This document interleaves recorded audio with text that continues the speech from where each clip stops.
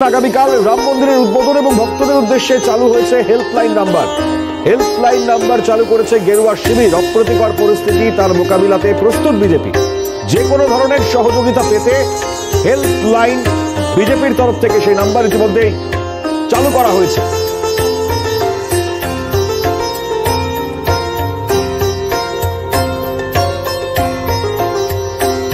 আরো একবার জানাই আপনাদেরকে, অপ্রীতিকর পরিস্থিতির মোকাবিলায় বিজেপির হেল্পলাইন নাম্বার এবং সেই হেল্পলাইন নাম্বার আগামীকাল রাম মন্দিরের উদ্বোধনে ভক্তদের উদ্দেশ্যে চালু করা হলো। যে কোনো ধরনের সহযোগিতা পেতে এই হেল্পলাইন নাম্বারে ফোন করলেই বিজেপি সেই সহযোগিতা পাবে। বিজেপির তরফ থেকে সাধারণ মানুষের উদ্দেশ্যে সেই হেল্পলাইন নাম্বার।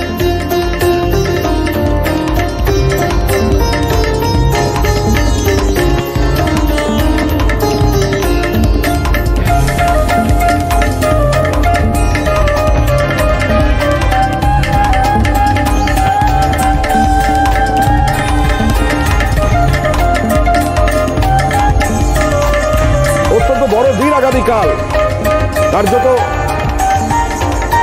যে প্রতীক্ষা তার অবসান ঘটতে চলেছে আগামীকাল। বহু প্রতীক্ষিত আগামীকাল রামলালার প্রাণ প্রতিষ্ঠা এবং সেই উদযাপন ইতিমধ্যেই মেতেছেন দেশবাসী। দেশ ছাপিয়ে বিদেশের বিভিন্ন প্রান্তে রাম বন্দনা চলছে।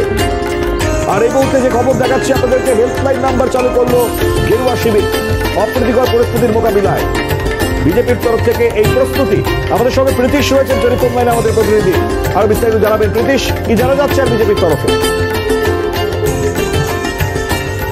জানুয়ারি অযোধ্যায় রাম মন্দিরের উদ্বোধন হবে এবং এই রাজ্যে একাধিক প্রোগ্রাম রয়েছে। জেলায় জেলায় যে সমস্ত বিজেপি নেতারা রয়েছেন, সাংসদরা রয়েছেন, তাদের এলাকাতেই তারা যেন অনুষ্ঠান কর্মসূচি করে। রাম পুজো থেকে শুরু করে বিভিন্ন মন্দির সংক্রান্ত একাধিক কর্মসূচি তারা যেন করেন। এবং এই কর্মসূচি করতে গিয়ে কোন রকম যদি বাধার সম্মুখীন তারা হন বা কোন রকম আইনি জটিলতার সম্মুখীন তারা হন, তারা যেন সরাসরি রাজ্য বিজেপির সঙ্গে যোগাযোগ করেন। তার জন্য একটি হেল্পলাইন নাম্বার চালু করা হয়েছে। কারণ ইতিমধ্যে রাজ্যের মুখ্যমন্ত্রী মমতা বন্দ্যোপাধ্যায় সংহতি মিছিলের ডাক দিয়েছে। শহর কলকাতায় যেরকম সংহতি মিছিল হবে, তার সঙ্গে সঙ্গে পশ্চিমবঙ্গ রাজ্য অর্থাৎ ব্রাহ্মণ যে ট্রাস্ট রয়েছে তাদের তরফ থেকেও কিন্তু জেলায় জেলায় এই সংহতি মিছিলের আয়োজন করা হচ্ছে। অর্থাৎ কোন রকম কোন অপ্রীতিকর ঘটনায় যদি ঘটে, তাহলে তারা যেন সরাসরি রাজ্য বিজেপি নেতাদের সঙ্গে যোগাযোগ করতে পারেন বা কোন রকম আইনি সহায়তার জন্য যদি কোনো প্রয়োজন হয়, তাহলে তারা যেন রাজ্য বিজেপি নেতাদের সঙ্গে যোগাযোগ করতে পারেন। সেটা যে শুধুমাত্র যারা কর্মী রয়েছেন তাদের জন্যই যে এই নাম্বার হেল্পলাইন চালু করা হলো তা নয়, সাধারণ মানুষ যদি কোন রকম কোনো অংশগ্রহণ, কোনো অনুষ্ঠানে অংশগ্রহণ। একেবারে ব্রিটিশ, আমরা এই মুহূর্তে বিজেপির তরফ থেকে যে পোস্ট করা হয়েছে, বিজেপি ওয়েস্ট বেঙ্গলের তরফ থেকে আমরা সেই পোস্টও দেখাচ্ছি।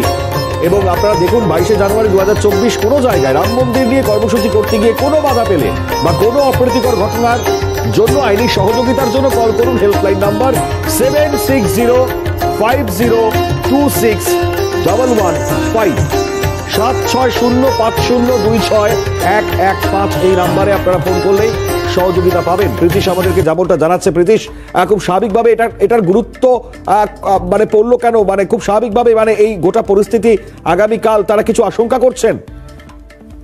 এর আগে রাজ্য জুড়ে যখন রামনবমীর অনুষ্ঠান হয়, তখন কিন্তু বিভিন্ন জায়গায় পুলিশের একটা সমস্যার সম্মুখীন হন যে সমস্ত বিশ্ব হিন্দু পরিষদ বা অন্যান্য যে সমস্ত সংগঠন, হিন্দুত্ববাদী সংগঠন রয়েছে তাদের তরফ থেকে। এবং একাধিকবার এই রাম নবমীতে যেভাবে অপ্রীতিকর এবং বিশৃঙ্খল পরিবেশ পরিস্থিতি হয়, সেটা কিন্তু একটা অন্যদিকে মোড় নেয়। সেই রকম কোন রকম পরিস্থিতি যাতে না ঘটে বা এই রাম মন্দিরের উদ্বোধনের দিন একটা সুন্দর শুভ দিন, সেই দিনে যাতে কোন রকম কোনো অপ্রীতিকর ঘটনা না ঘটে, সারা দেশ জুড়ে সাধারণ সনাতন যারা মানুষজন রয়েছেন, যারা হিন্দু ধর্মাবলম্বী মানুষজন রয়েছেন, তারা মর্যাদা পুরুষোত্তম ভগবান শ্রী রামের জন্য যে মন্দির স্থাপন করা হচ্ছে রাম মন্দিরে আদর্শ পুরুষের জন্য, সেই বিষয়টাকে নিয়ে কিন্তু কোন রকম কোনো অপ্রীতিকর ঘটনা যাতে না ঘটে, তার জন্যই কিন্তু এবার এই হেল্পলাইন নাম্বারে চালু করা হলো। এবং আইনি সহায়তার কোন রকম তারা যেন সরাসরি এই নাম্বারে যোগাযোগ করেন, এমনটাও কিন্তু রাজ্য বিজেপি নেতাদের তরফ থেকে বার্তা দিয়ে দেওয়া হয়েছে। একেবারে নজর রাখবো আমরা। আপাতত অনেক ধন্যবাদ প্রীতিশ বন্দ্যোপাধ্যায়, আমাদের প্রতিনিধি, যেমনটা জানাচ্ছিলেন আমাদেরকে।